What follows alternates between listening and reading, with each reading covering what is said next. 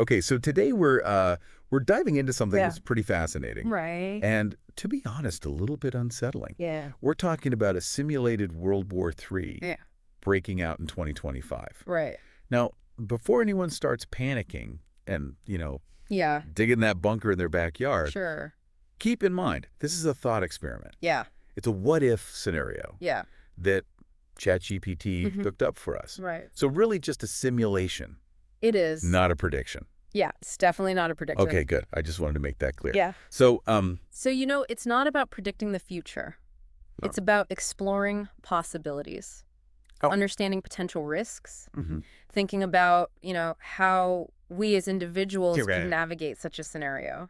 that's what I think is so interesting about this. Yeah. We all rely on our phones, the internet, the grid, for pretty much everything these days. Of course. What happens when that's all ripped away? The simulation suggests that it starts with a cascade Yeah. of cyber attacks. So imagine like a digital Pearl Harbor. Whoa. Not just websites going down. Right. Sophisticated AI-driven attacks. Oh, wow. Crippling critical infrastructure. Okay. Power grids collapsing. Right. Banks freezing up. Wow. Hospitals losing access to patient records. That's scary. We've seen glimpses of this already. Really? Like the 2015 attack on the Ukraine power grid, Okay. which left hundreds of thousands of people in the dark. Oh, wow. Now magnify that on a global scale. That's a chilling thought. Yeah. But the simulation doesn't stop there, does it? It does not. It goes even further, Yeah. suggesting an electromagnetic pulse attack Mhm. or an EMP attack on the U.S. Right.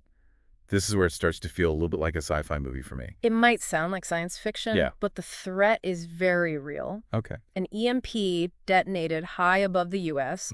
would create a massive invisible wave. It fries electronic circuits. Oh, wow. Cars would stall. Jeez. Planes would fall out of the sky. Oh, my gosh. Entire cities would go dark. So no more late night scrolling on my phone then. Well, that's one way to look at it. Right. But yeah, it's a real wake-up call about how much Yeah. we take technology for granted. Absolutely. But, it's not just me speculating. Oh, okay. The Congressional EMP Commission Mm-hmm. issued a report way back in 2017 Wow. warning about the devastating effects of such an attack. So what can we do about it? Well, Can we wrap our houses in tinfoil or something? actually, there's a concept called a Faraday cage, Okay. which is essentially a metal enclosure Right. that blocks electromagnetic waves. Okay. Think of it as a safe room for your essential electronics. All right. So I need to get one of those then. Yeah, and prepping is a part of this. Okay. The simulation highlights how important it is Hmm. to have an emergency kit All right. with not just food and water, but also things like potassium iodide tablets, Okay. which can help protect your thyroid Wow. in the event of radiation exposure. Okay. So maybe some tinfoil isn't a bad idea after all. Well, it's not quite tinfoil, Yeah. but yeah, you're on the right track. This is all getting pretty heavy though. Sure. While we're scrambling to build our Faraday cages Mm-hmm. and stock up on potassium iodide, Yeah. what's happening on the global stage? Now, The simulation paints a pretty bleak picture, doesn't it? the simulation suggests Okay. that an EMP attack on the U.S. Mhm.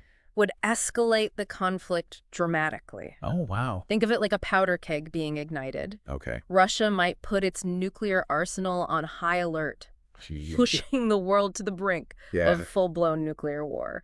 And it wouldn't just be a U.S.-Russia conflict? No, it wouldn't. The ripple effects would be felt globally. Exactly. Economies would crumble. Mm-hmm. Countries would be forced to pick sides. Mm-hmm. And we'd likely see massive refugee crises. Absolutely flee war-torn regions. Precisely. So it's not just about dodging bombs and surviving Yeah. the initial blast. Yeah. It's about navigating a whole new world order. A whole new world. Yeah. Yeah. And technology, which seemed like our savior for so long, Right. is now playing a dual role, It is. both as a weapon and a potential solution.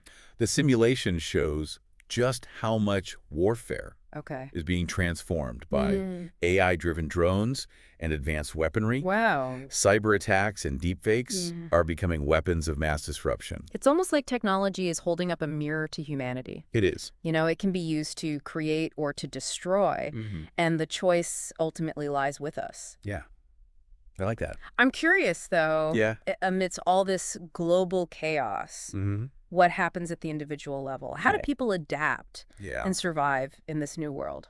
That's where the concept of community resilience comes in. The simulation paints this picture of people banding together, forming local governance structures, Right. sharing resources, Okay. creating barter systems. So almost a return to a more Yeah, localized, interconnected way of life. exactly. That's fascinating. Yeah, it's a very interesting concept. And in a way, kind of appealing. There's a certain simplicity to it, Yeah. but it's not just about practicalities. Yeah. It's also about social and emotional support. Right, because imagine the trauma and the uncertainty Exactly. people would be facing. Right. Having a strong community network, people you can talk to, share your fears with, Exactly. would be invaluable. Absolutely crucial. So it's not just about surviving physically, No, it's about surviving emotionally and mentally as well. absolutely. All of it. And this idea of community seems to be a recurring theme. It is. The simulation even suggests that hackers, Hackers. yeah, often seen as these lone wolves, Right. might play a crucial role in this new world. That's a really interesting concept. Doesn't it? Yeah. Yeah. Imagine hackers on opposing sides of this conflict I mean, coming together, wow. forming alliances to mitigate the worst impacts of the war. It's like they become these Yeah, digital Robin Hoods I like that. using their skills to help those in need. Yeah, that's a good way to put it. Yeah, so even if we're not all hackers, Mm-hmm. there's still practical things we can do to prepare right. Absolutely. The simulation offers some pretty specific It does. survival strategies. Yeah, and it goes beyond just stocking up on canned goods and water. Yeah. The simulation emphasizes developing self-sufficiency skills, Okay. like first aid, Uh-huh. water purification, All right. and even basic gardening. All right. So I need to add learn how to grow tomatoes There you go. to my to-do list. Exactly. But seriously, it sounds like preparedness Yeah, isn't just about surviving a major catastrophe. right. It's about being more resilient and self-reliant in general. Exactly. And that's a key takeaway from this part of our deep dive. Yeah. While the prospect of World War III is terrifying, Sure. the skills and the mindset needed to navigate such a scenario Yeah, are relevant no matter what life throws our way. that's true. Whether it's a natural disaster, a power outage, Right. or even just a personal crisis. Right. Being adaptable, resourceful, and connected to your community Yeah, can make all the difference. that's a great point. Oh, so. So before we get too deep into building our Faraday cages Yeah. and practicing our tomato growing skills, Sure. let's take a pause here. Okay. When we come back, we'll dive into the specific survival strategies. Sounds good. The simulation suggests and explore what we can all do All right. to prepare for a more uncertain future. Looking forward to it. Welcome back. It's fascinating to consider how a global conflict, could reshape our daily lives. So let's delve into some specific survival strategies suggested by the simulation, because even though it's a hypothetical scenario, many of these skills could be incredibly valuable no matter what challenges life throws our way. You're right. The simulation really emphasized individual preparedness. And I have to admit, it's made me think about, what I could do right now to increase my chances of survival in a crisis. It's easy to feel overwhelmed, but I'm hoping we can break it down into, manageable steps. Absolutely. It all starts with the basics. A well-stocked emergency kit, and I'm not talking about a few granola bars and a flashlight. The simulation suggests having enough water, food, and essential supplies to last for at least a couple of weeks. Okay, so let's get specific. What exactly should be in this ultimate survival kit? I'm guessing we're talking more than just my usual camping gear. Water is absolutely paramount. You want to aim for at least 1 gallon per person per day.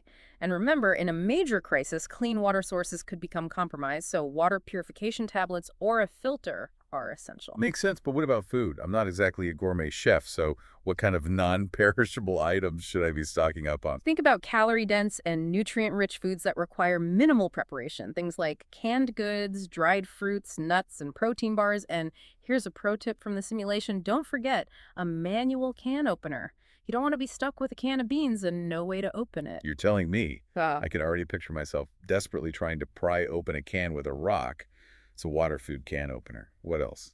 A comprehensive first aid kit is crucial. Bandages, antiseptics, pain relievers, and any personal medications you rely on. The simulation also highlights the importance of potassium iodide tablets. They might sound a little out there, but they can help protect your thyroid from radiation exposure, especially in a nuclear event. Okay, now we're getting into serious prepper territory. I have to admit, I've never actually thought about needing something like potassium iodide before. It really makes you realize how unprepared most of us are for a large-scale crisis. It's a wake-up call for sure. And it's not just about having the supplies, it's about knowing how to use them.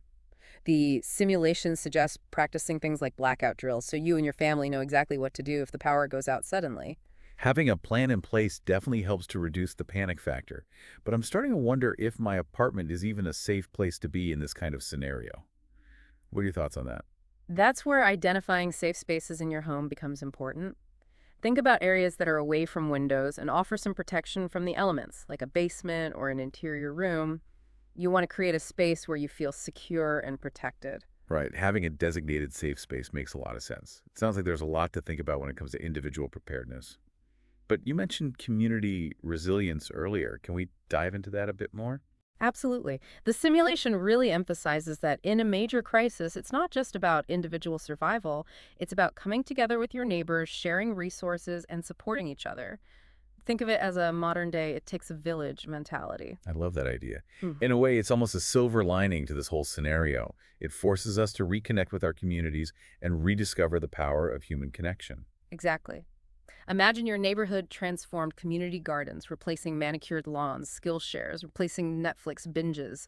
Barter systems could emerge to facilitate the exchange of goods and services. It's like we're rewinding the clock a bit, going back to a more localized and interconnected way of life. It's fascinating and honestly kind of appealing in a way.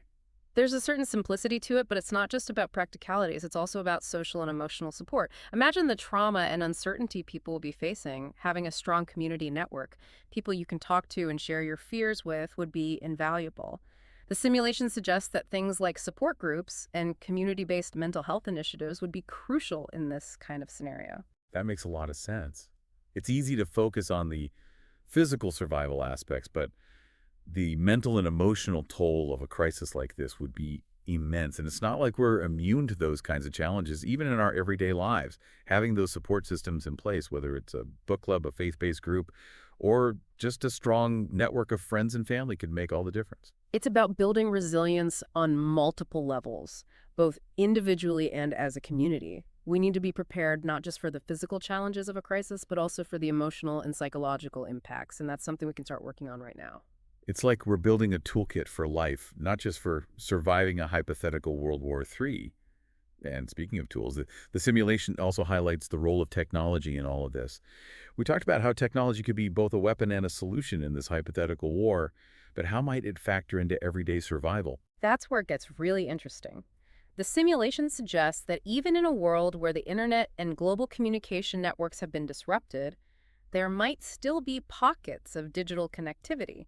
Think about things like mesh networks, which allow devices to communicate directly with each other without relying on central servers. So it's like a decentralized internet operating outside the traditional infrastructure. Precisely. Wow. And the simulation suggests that these kinds of alternative technologies could be crucial for sharing information, coordinating resources, and even offering a sense of community and connection in a world that's been physically fragmented. That's a pretty hopeful thought. Yeah. It's like even in the midst of chaos and disruption, human ingenuity and the desire to connect with others would find a way to persist. Exactly. And it's not just about staying connected. Think about the potential for using technology to solve practical problems. Things like 3D printing could be used to create essential tools and supplies.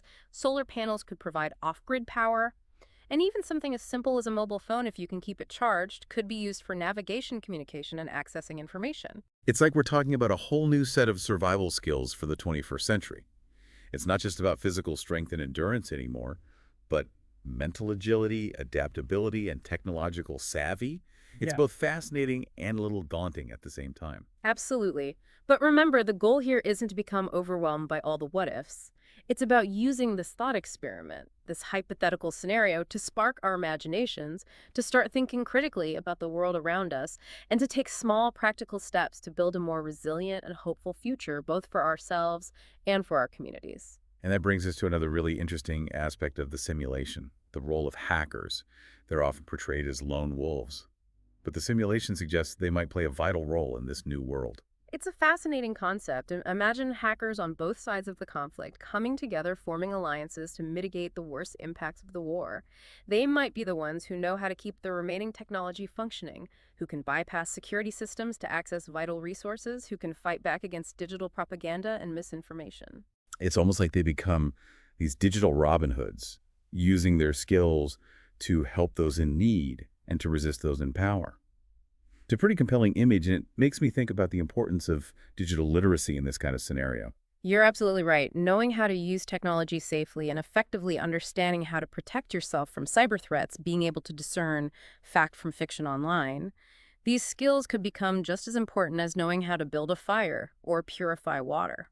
We've covered a lot of ground in this part of our deep dive, from the practicalities of building a survival kit to the importance of community resilience and the unexpected roles technology and even hackers might play.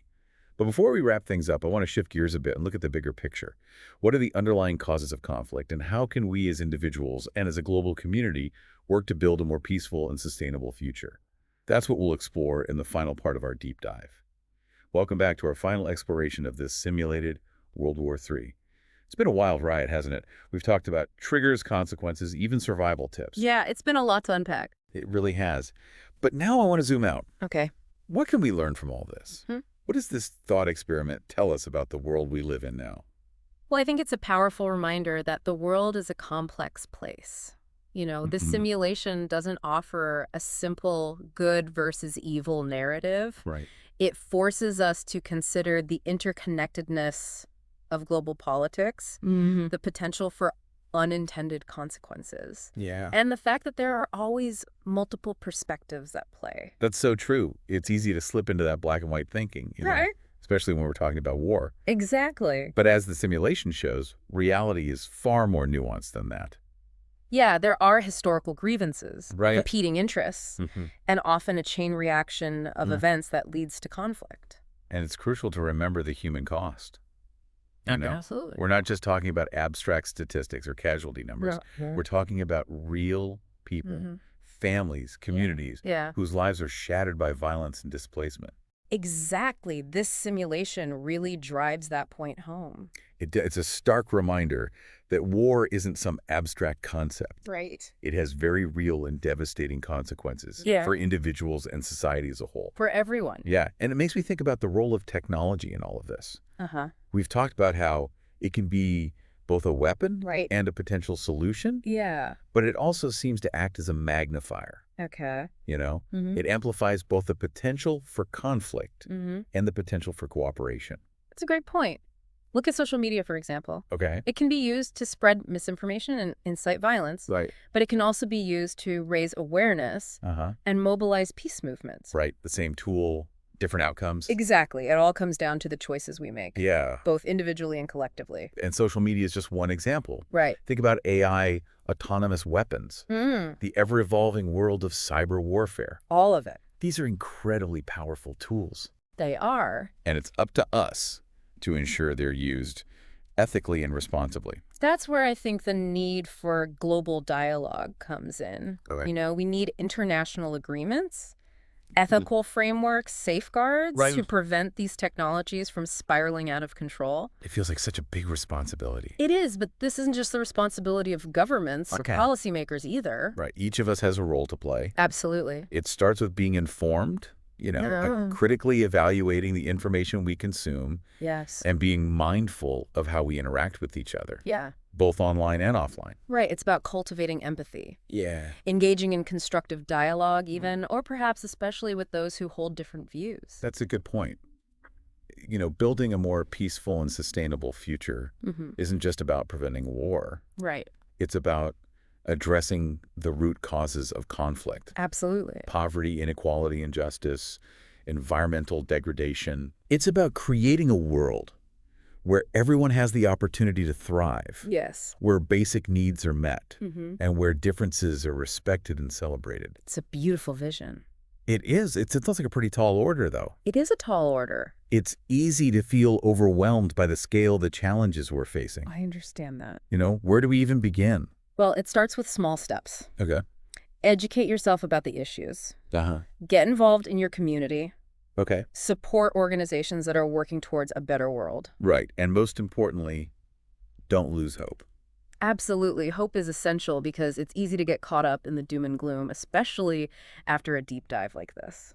It really is. Yeah. But you're right. There are incredible people out there There are. doing amazing things every day. Every single day. Yeah. There are innovators, activists, artists, educators, everyday heroes who are working tirelessly to create positive change. Those are the stories we need to amplify. Absolutely. The voices we need to listen to. So as we wrap up this exploration of a simulated World War III, Yeah. I want to leave you with this thought. Okay. The future isn't